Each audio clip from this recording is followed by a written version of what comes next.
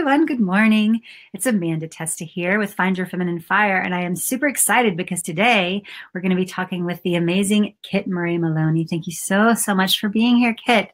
And Kit she's an amazing activist and academic and entrepreneur committed to women's pleasure, and she's been for decades, channeling this passion for gender equality and celebration of women's, pleasure. And I love what she's doing. And I'm super excited to talk a little bit more about so much. But I would love, Kit, if you would just, give a quick introduction. I'll sing some more of your praises just really quick because I'm always so impressed.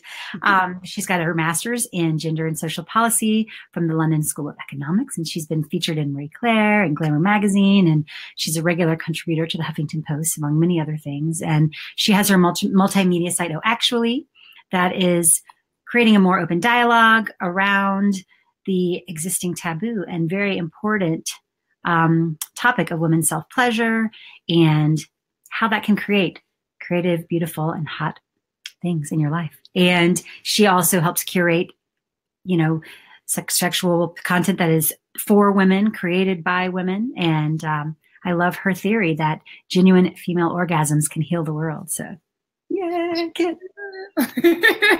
yes, tell us a little more. Thank you. So glad to be here. I have Oh Actually, which is my platform to celebrate women's sexual pleasure, including female orgasms and female self-pleasure as a way of healing ourselves and healing the world.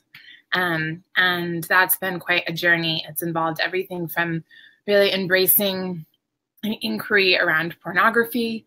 Can we have pornography be an ally in this, or does it have to be an enemy? I've come to a place of understanding it as a potential for allyship. And there are some really wonderful women out there who are leading the way on creating beautiful erotic works in the video sphere, as well as in written and more artistic realms that really are proving the truth to that. And within that, bringing some more consciousness and awareness to fantasy in general and how we can use fantasy in a celebratory way instead of a shameful, restrictive, scary way, which it often is when we start to think that fantasy is perfectly mapped onto our expectations of what we want in reality. So we can talk about that a little bit more too. And really, over the years, deepened into my own healing journey through my own sexual trauma, and finding that as I connected with myself through self-pleasure, I was re-tapping into my own sovereignty as a sexual being, all within my own system. And that is certainly not to say anything against partner sex, because that's been a huge part of my healing journey as well.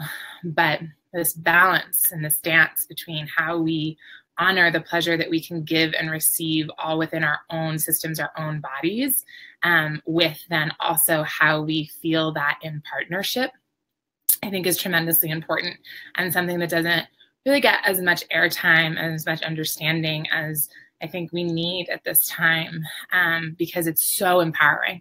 And when we walk around as women who know that we simultaneously yearn to be in connected intimacy, sexually fulfilling partnership, and that we are whole within ourselves. We are empowered and creative and alive and can dance with real potency in our missions. So that is a lot of what I stand for, and yet probably just the tip of it. So excited to be here with you and with your tribe. Well, that is so beautiful. And I love how you talk about, finding that wholeness within yourself, and instead of relying on it from another person. Well, yeah, that adds to it, but like when you really cultivate that within yourself, how that can add so much healing and wholeness to your own person. Yeah, beautiful. Exactly. And I feel like it's such an important conversation, especially now more than ever. And I know you're very aware with everything that's going on with the whole Me Too movement, which, there'll be these periods of time when these things come to the forefront of our culture and when they don't. But right now it really is. And I feel strongly that that's kind of like, it's this very important conversation to be had. And I know that recently you have, you created an amazing TEDx talk and then had that censored. And I know that's been a huge challenge. And are you cool to speak on that a little bit? Absolutely. Absolutely. Yeah, so I had been accepted and confirmed as a speaker through TEDx Beacon Street, which is a very prestigious TEDx in Boston, which is where I'm from, as long ago as early 2017. And it's late November 2017 now. And about a month before I was set to give my talk, it was flagged to me, or it was presented to me that it was being flagged. And it was right around, within a week, if not close.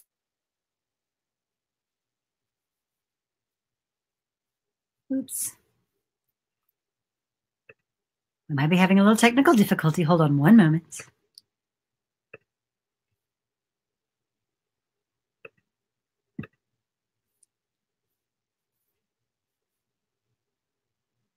I am going to refresh really quick and see if we can get this rocking and rolling again.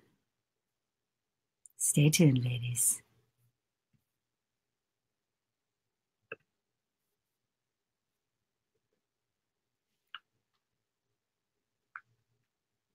So we're talking with Kit, and it seems to have frozen really quick, so hold on a moment. Sexual pleasure and a societal celebration. Come back. No. Sorry, we lost you for a moment. Oh, got it. Where was I? So basically, you just had gotten through how TEDx Beacon Street is very prestigious, and you had gotten word that you were flagged, and that's where. Okay, great. So I was So at the time, it was a really surprising moment for me to get flagged. One, I stand by my message. To me, it's come to be a message that I am such an embodiment with that it does surprise me at times that people are so alarmed by it, because here I am talking about healing, the celebration of women's sexual pleasure, and female orgasm, and the importance of releasing societal taboo around all of those things for empowerment. And I want and believe that this is what I want there to be, a dramatically lessened reality of sexual violence in the world. And I believe that this is a very important piece. Until we really honor what we do want in the world, until we really honor women's bodies, our sexuality, our pleasure, we're not going to get to where we want to be. And that's really what is at the essence of my TEDx talk. And so I thought, this is a really great time. The Harvey Weinstein stuff had just come out, the insidiousness and of the rampant sexual assaults and abuse throughout Hollywood was really coming to the surface. Me Too was in its early but very high traction days. And Me Too was such a beautiful representation to me of women coming together and honoring their own voices as well as in honoring each other's voices, and seeing the power of solidarity and seeing the power of what happens when women believe one another and stand with one another. And so to be faced with at the same time, these men in power in Boston saying to me simultaneously, this is an incredibly important message, Kit. You deliver it very well, and it's not appropriate for us. Had me the full range of emotions, because in addition to being so angry, I was so sad. I was so sad that there's still so much fear around women tapping into our sexuality, that these men are so disconnected from even understanding and even having an ability to listen to a message about healing and stand by it. And I have come to see that it was really the fear in them that they doubled down on and then led them to make worse and worse decisions along the way.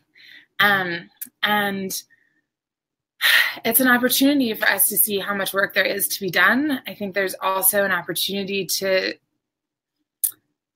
realize, this is where I'm at right now, is to realize that things change when we open closed doors. But where I'm sitting right now, I think that I want to open closed doors. I don't want to bang on doors that have 15 deadbolts on them, because it's not the first step, and it's not in feminine flow, And it really is what depletes me and gets me into just the state that I'm trying to be in a different connection to, right? It makes me anger and bitter and aggressive and using language like I'm going to fight this and all of the very things that I am trying to co-create difference around with women like you. And so I just had this vision of the truth that I thought the TEDx door was unlocked. I thought this was a beautiful platform for me. And right as it became closer, it got slammed in my door, and then all the locks were added to it. And I hadn't come to full appreciation and awareness of that. And so it's certainly not that I run away from locked doors, but I think it's an interesting learning for me to see, okay, where can I go? What are the communities that I can partner with that it might be a little bit edgy to talk about incorporating a masturbation routine into your daily existence, but they're open to hearing about why I'm so passionate about that. Yeah. And I think that that's a huge takeaway for me on this. Another huge takeaway is that as much as I believe in collaborating with men on the empowerment of women and that we need male allies, this is a movement that is going to be led by women. Mm-hmm. And it is by us sticking together and us saying, here is what is happening and here's what's not okay and here's how we can come together and support. That's what's going to change. And it's not banging down the doors. It's not the traditional modalities that have gotten us here. They're not going to be the ones that lead us out. Yeah, that's a very interesting, I like how you came to that. And I think that you've been kind of learning how to navigate all this in such a like graceful and very beautiful way. That is very inspiring to me. But I think it is so, it just blows my mind though in this day and age. You know, I think too, this past whole year is just a series of unbelievable things happening because we think we've come so far, but yet in so many ways we realize there's still so much more work to be done, like you said. Yeah, exactly. And it's hard. It's painful, you know, like everywhere we're going, you know, thank goodness again for the tremendous gratitude that we have for sisters and sisterhood, and the comfort and healing that brings. But it's because we're being faced with all of these reminders that the truth is that living in a female body in 2017, United States of America, is not safe. And that's really hard to stomach. And I've had a lot of conversations recently about how we have this opportunity to be in really deep gratitude for the work that was done in the 70s and the second wave feminist movement, because through that, we got things like at least an expectation that we should have the same jobs that men have, or the same ability to apply for them, that we can get a mortgage from the bank, that we can have credit cards in our own name before getting married. I mean, these are things that really, it is important to remember weren't available to women in the US. Even the privileged white women with education, it wasn't available to even that very privileged subset of women as recently as 50 years ago. But that in our moment right now, we have this opportunity to be in such gratitude for what we do have and say, with this, we deserve more. And now is our opportunity to talk about what it is like to lead as a woman, not as a woman pretending to be a man, or not as a woman in your male leadership styles, but how are we tapping into feminine power, feminine flow? How are we doing that? Because that's our privilege that's been set up through us, through all this other activism. And I think it's really beautiful to both honor where we've been and see this as a new way out. And really owning our connection to our body and our pleasure and our embodiment is something that second wave feminism didn't have the privilege of being able to prioritize, because they needed to be able to create domestic violence shelters and, again, to, you know, be able to submit a job application that wasn't on pink paper. And this is a privilege that I think we have to, as women in 2017, and in leadership roles, take that torch and carry it further. So that's been a lot of recent Thanksgiving family talk and honoring my mom and aunts and seeing the different ways movements take form, but also really appreciating where we get to stand now and how that came to be. And I would love if you wouldn't mind backing up a minute, because I know how you said, from addressing this in a more, feminine-led way versus, the fighting and the anger, which I'm sure you feel. So how do you feel like you navigated that to kind of make that switch for yourself? I'm sure it was a journey, but yeah, what would you say it was. Thankfully, you were on it with me. Amanda and I are blessed by a very wonderful kombucha shop in Denver that we could meet at, and I can rant.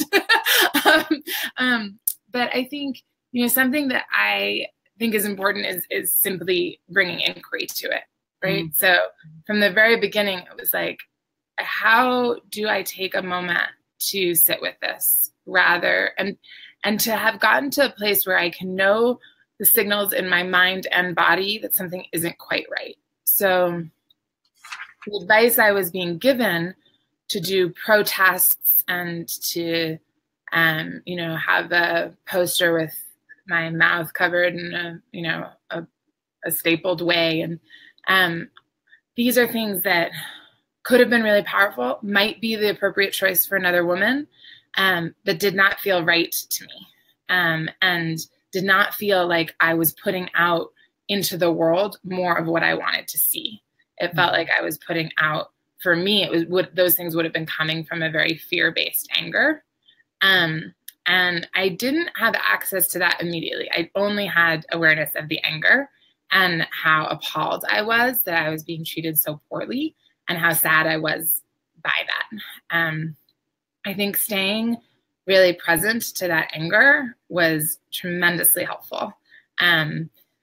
We were sort of giggling before this went live, but this delicious lavender lemon balm drink I'm having right now might look like a beer. I assure you it is not. And I mention that because staying really present, staying away from anything numbing, accelerated me through this heavy, hardcore anger phase. Because I was able to feel that, and then in doing so, look beneath it. And it was a mentor of mine who asked me, was I able to scratch beneath it and see what was there? And I was so bullshit about what was under there, because I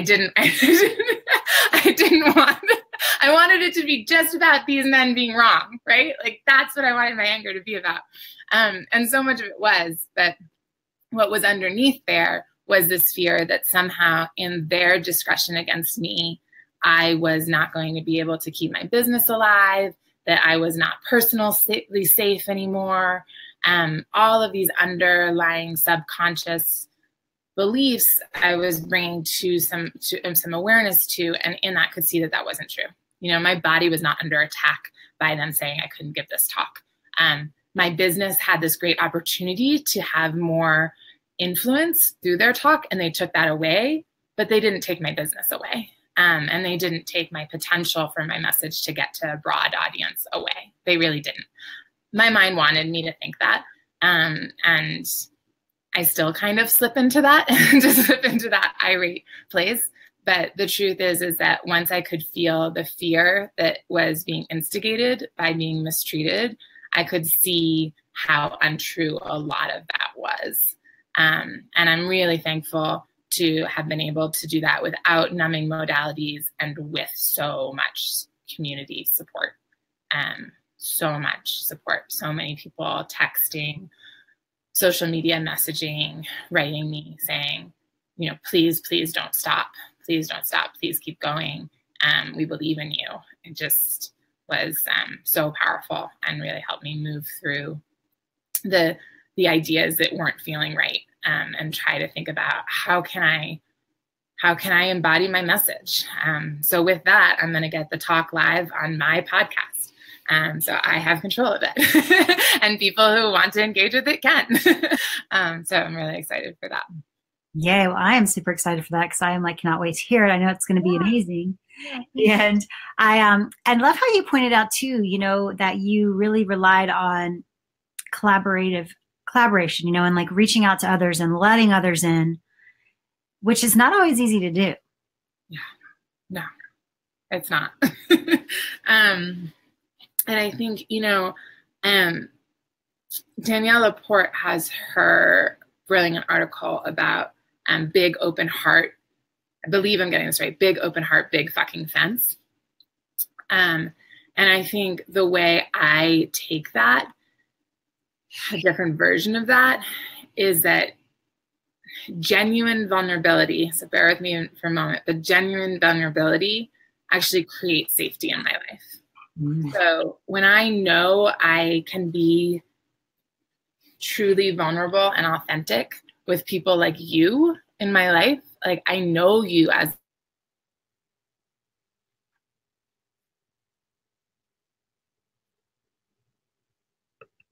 Oopsies, we're frozen again. Hold on a moment, ladies. We'll be back. Be Live is acting up today.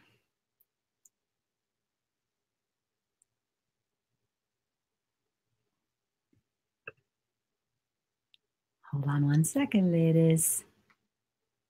And by the way, if you have questions, please feel free to post them. We will get to those momentarily. So do post along the way. If we can't answer them now, we will answer them later on. But let me just try to refresh this really quick. So hold on one moment.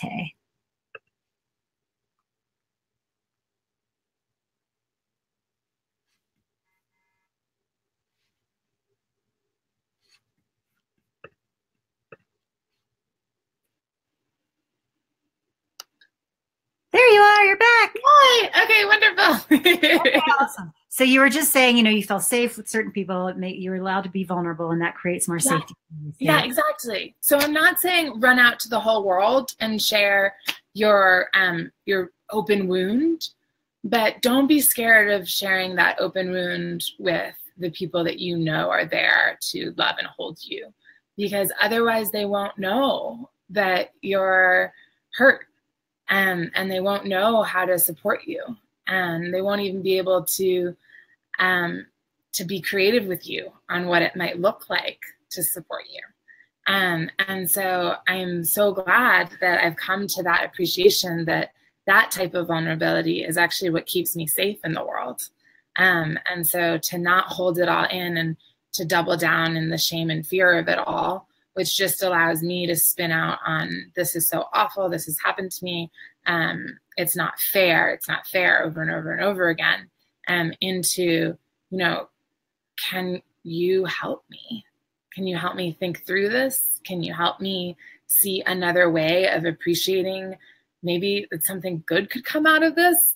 It took me a little bit of a while to get to, I'll be honest. But it's in those conversations that we can get ourselves into an elevated place of seeing sort of what is happening, what is true, and what is all story. And that's where I want to be leading from, is, you know, not waiting for everything to be tied up in a bow, but leading from a place of, okay, I have some pretty serious awareness now of what is true here and how to navigate it and how to ask for support. Because, you know, again, this truth, and it can be applied to all different realms of life, very much, of course, sexual pleasure, but also on a much more macro level, this cycle of giving and receiving gets so intertwined that one becomes the other, right? And so when people have said to me, and I trust them, I believe them, that it's a pleasure to help me. It's a pleasure to stand with me. And I know I feel that for others in the world. And so I don't want them to deny me the gift of giving them something. And so that's vulnerable. Because sometimes, you know, you have to share more than you feel is comfortable and tidy. And you have to be willing to have some people say, this isn't my wheelhouse, I can't provide for you. And trust that there are other resources for you. And I think that's so true, because I mean, I know if I have a friend who's hurting and they reach out to me, like it makes me feel good to help them. Yeah. Yeah. I feel grateful they gave me that opportunity. Right. And it's so hard to reach out and ask for help sometimes. I know personally, like it took me a really long time to be able to do that.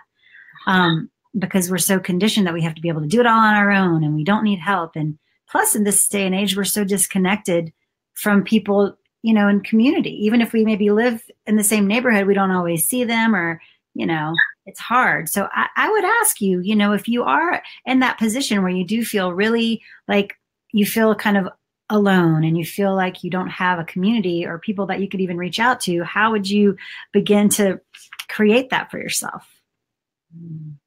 Or maybe what is something that you have done that's really helped increase the sisterhood you feel in your life? Yeah. It's such an important question.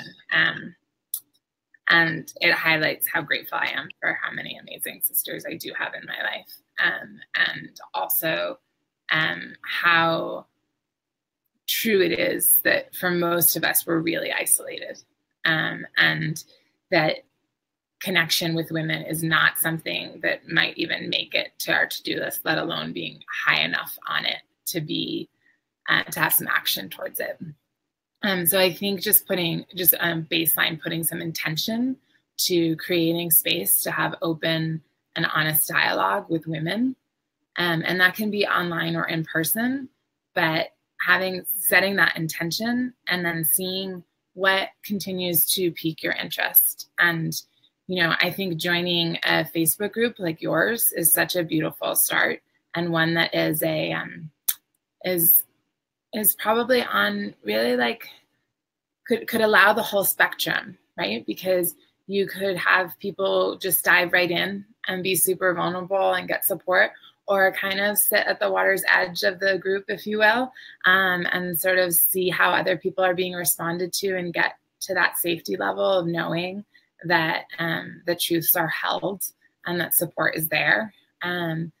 I do think it's a really important thing to bring awareness to a balance of online community and in-person community, because an in-person hug is rare these days and so powerful. And so, even you and I, we're sitting here in the same city, virtual, and I love it. I love the gift of technology, right? But I'm so thankful for our walks and for our times in the cafe and for just being able to look in each other's eyes with the absence of a screen.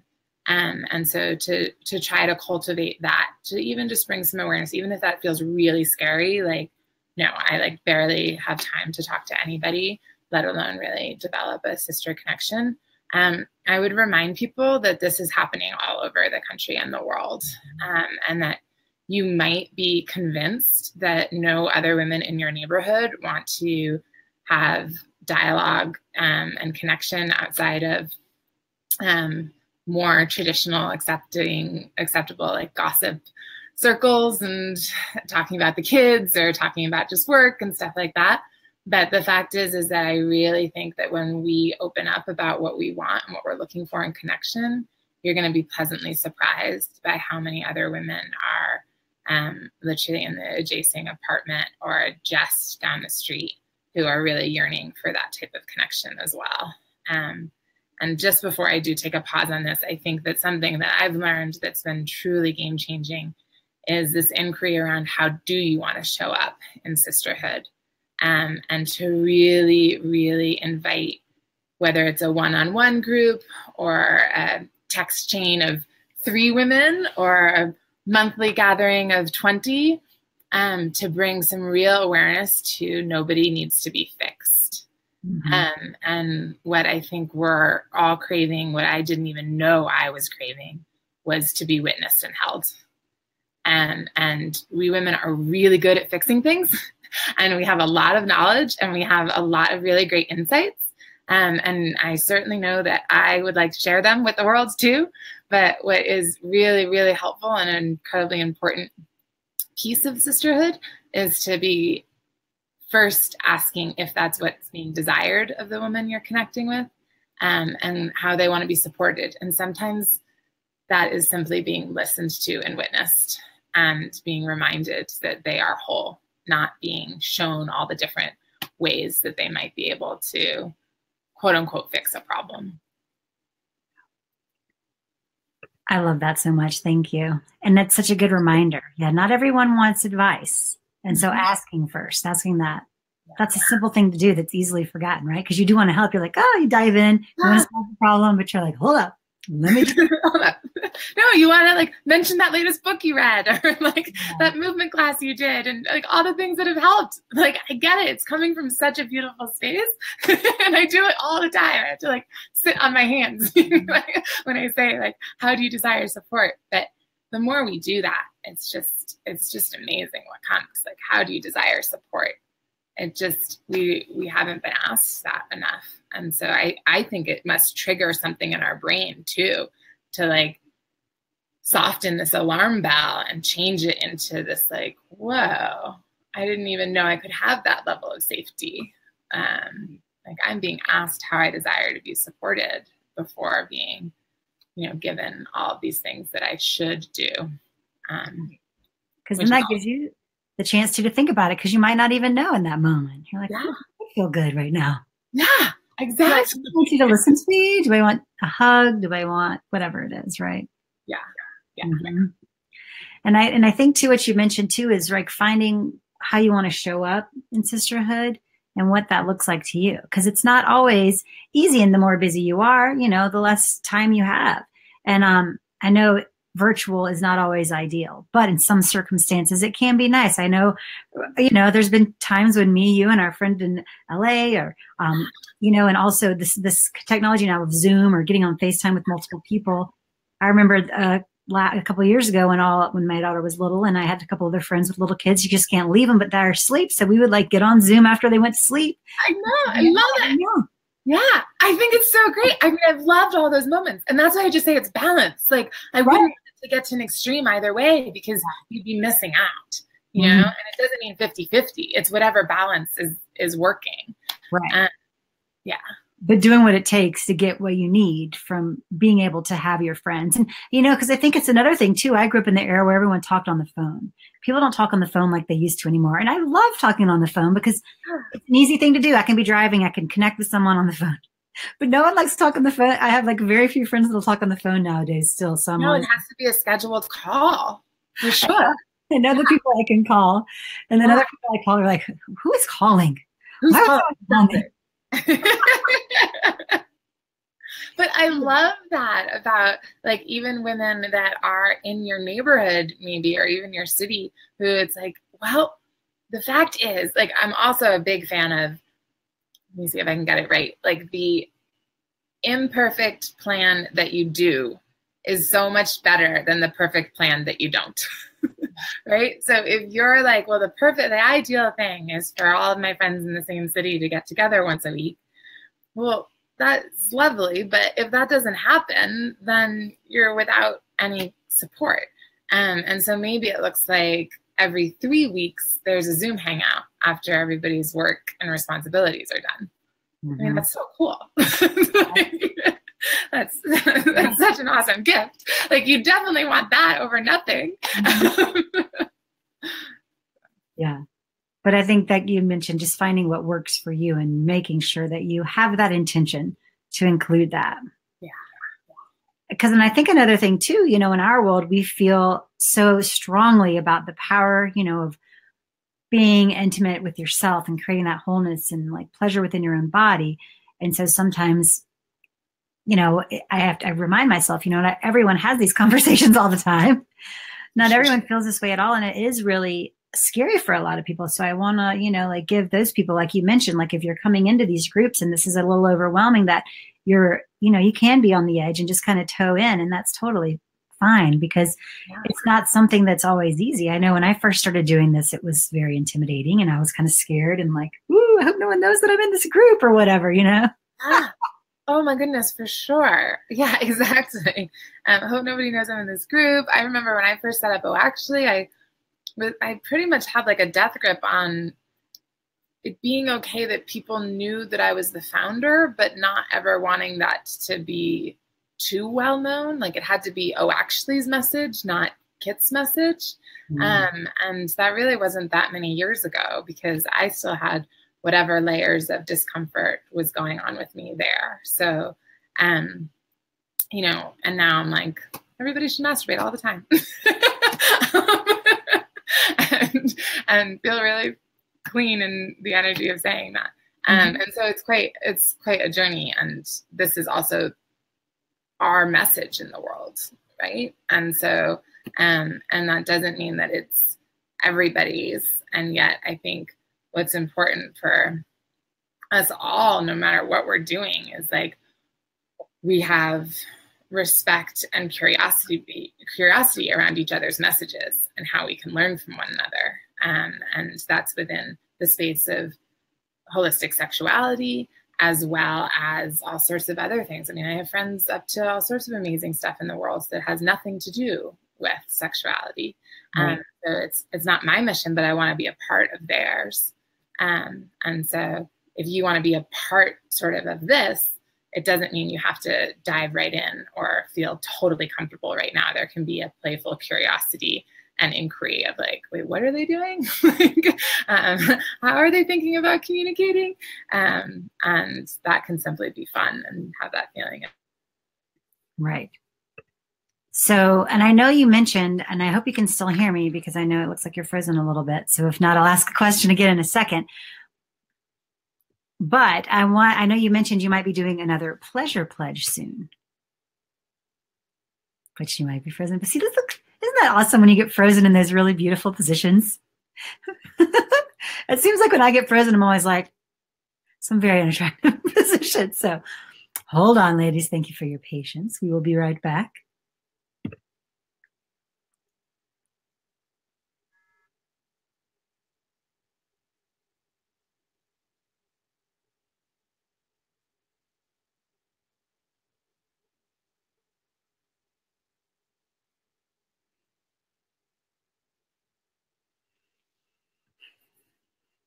And again, thank you so much for watching.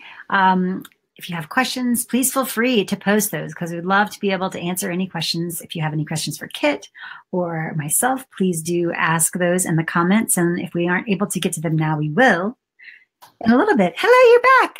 Yay. Yay. Okay, sorry about that. But you froze one more time. But I was going to ask you, aren't you about to start or will you be doing another pleasure pledge soon? Yes. Yes. And I would love if you would tell everybody what that is, because this is this is such a cool thing that Kit does. So this will be in February of 2018. And it is a 21-day invitation to commit to your daily orgasm.